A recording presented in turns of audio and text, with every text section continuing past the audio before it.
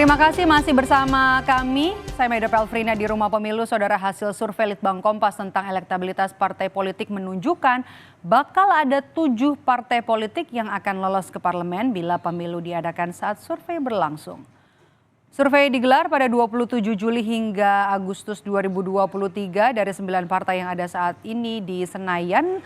PAN dan P3 berada di bawah ambang batas parlemen 4%. Hasil survei menunjukkan elektabilitas PDIP dan Gerindra mengalami kenaikan dibandingkan survei pada bulan Mei lalu. Capaian suara PDIP dan Gerindra ini menegaskan tren kenaikan suara di tengah ketatnya pergerakan koalisi parpol jelang pendaftaran calon presiden. Survei ini dibiayai sepenuhnya oleh Harian Kompas. Dan sore ini untuk membahas lebih dalam sudah bergabung bersama kami di studio Orange Kompas TV ada peneliti senior Litbang Kompas Mas Toto Suryaningtyas. Selamat sore Mas Toto, terima kasih sudah mau bergabung menyediakan waktu untuk Rumah Pemilu. Yang pertama kita juga sambil hadirkan di sini ya apa hasil surveinya nih. PDIP, Gerindra, PKB jadi parpol dengan perolehan suara terbesar di survei kali ini. Apa indikatornya Mas Toto? Sebetulnya kalau PKB itu agak jauh rentangnya ya.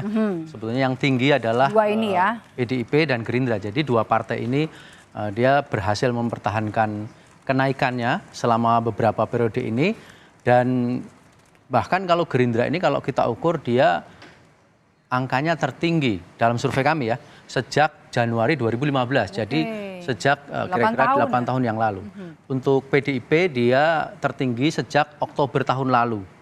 Jadi dia hampir menyamai 25% itu angka di survei kami, elektabilitas di survei kami itu di awal periode kedua. Karena biasanya awal periode kedua kan ada euforia ya, itu sudah hampir mencapai. Awal periode kedua pemerintahan Jokowi. Ya, jadi pemilu 2019.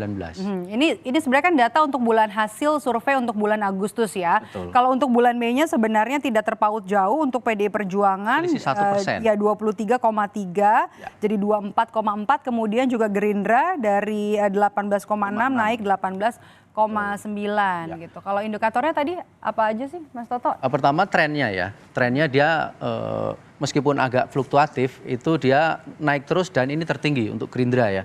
Kalau untuk PDIP memang dia berada di sekitar angka 20-an% ya. Dan sekarang naik. Tapi ini kan kita harus melihatnya juga bahwa PDIP taruhlah bulan-bulan Maret, April kemarin kan mengalami bumping proses.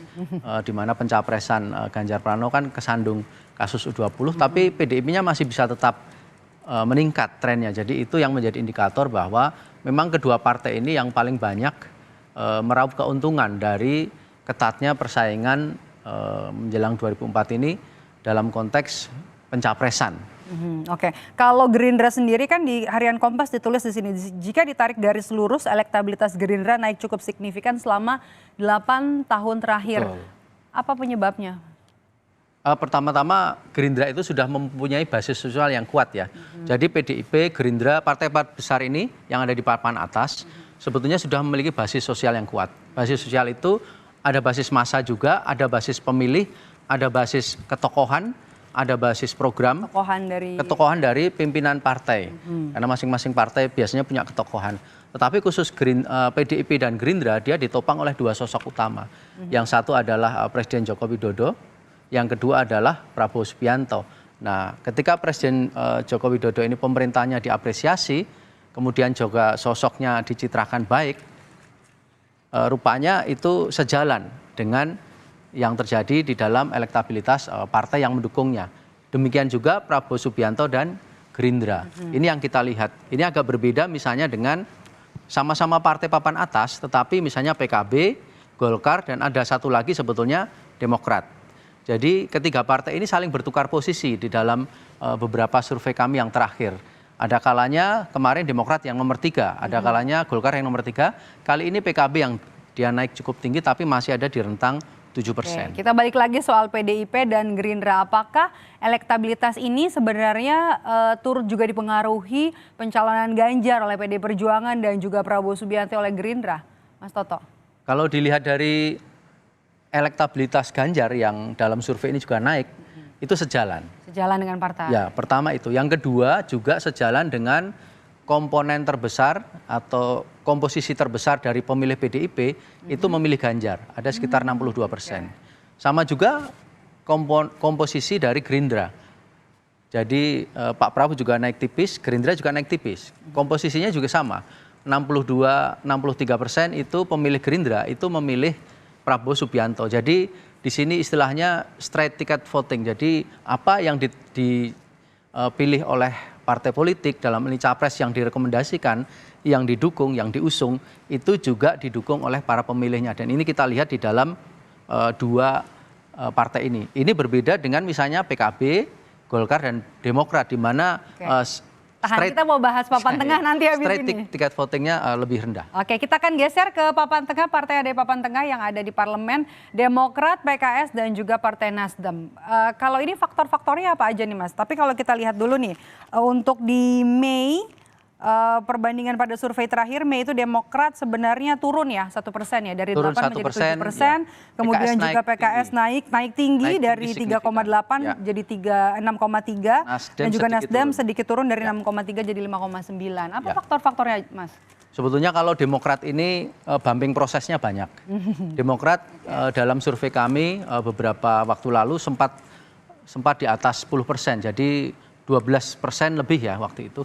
Dan dia ada di peringkat ketiga, karena pada waktu itu memenangkan kasus gugatan di pengadilan terkait dengan kongres luar biasa di Medan ya. Dan ini juga seperti sejalan ya dengan hasil itu bacawa pres kemarin ya.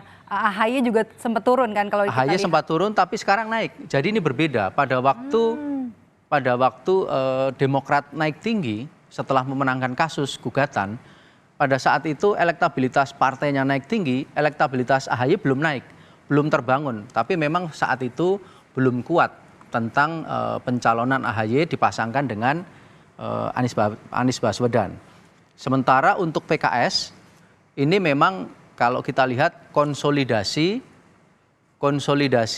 mesin politik, rupanya dia berkembang pesat. Terutama kita lihat PKS ini meningkat pesat di luar Jawa, khususnya di Sumatera, di mana dia meningkat 2 kali lipat kalau di dalam survei kami. Sementara di Jawa juga naik signifikan perolehan suaranya. Kemudian untuk Nasdem memang dia sedikit turun, itu sama juga dengan. Padahal jadi partai yang pertama mendeklarasikan capres ya? Betul, dia sempat naik, pada saat itu sempat naik tinggi Nasdem setelah mendeklarasikan Anies Baswedan. Tetapi setelah itu memang cenderung turun karena pencapresan Anies Baswedan waktu itu lalu tidak terkesan kuat karena pertama persoalan koalisi partai, yang kedua yang sekarang masih tarik ulur adalah bakal calon wakil presiden. Oke, terakhir kita masih akan lihat lagi, masih ada daftar selanjutnya. Tadi kan papan tengah ya. Oke, PAN dan P3. Untuk PAN ini sebetulnya kalau kita lihat hasil pemilu kan PAN ini masuk ke mampu melewati ambang batas 4%. Betul. Kami juga yakin baik PAN maupun P3 sebetulnya angkanya lebih dari ini. Tetapi memang di dalam survei ini terekam PAN ini, di dalam survei kami ini terekam relatif stagnan. PAN karena lagi-lagi split ticket votingnya itu masih tinggi. Jadi antara yang direkomendasikan oleh PAN dalam hal ini tidak sama dengan apa yang dipilih oleh pemilihnya, khususnya untuk capres. Apalagi P3 jauh menyimpang, jadi hanya 20% dari pemilih P3 ini yang dia mau memilih Ganjar Pranowo, mayoritas memilihnya malah ke Anies Baswedan itu. Oke, baik, terima kasih, itu dia bahasannya terkait dengan survei elektabilitas partai. Tadi ada juga partai di ambang atas, kemudian juga tengah dan juga bawah. Mudah-mudahan nanti kita masih tunggu ya, kita masih nantikan, masih 2 bulan lagi jelang pendaftaran, dan masih akan ada nanti survei-survei lainnya dari Litbang Kompas yang sepenuhnya dibiayai oleh Harian Kompas. Terima kasih peneliti senior Litbang Kompas, Mas Toto Suryanintya sudah bergabung bersama kami di Rumah Pemilu hari ini.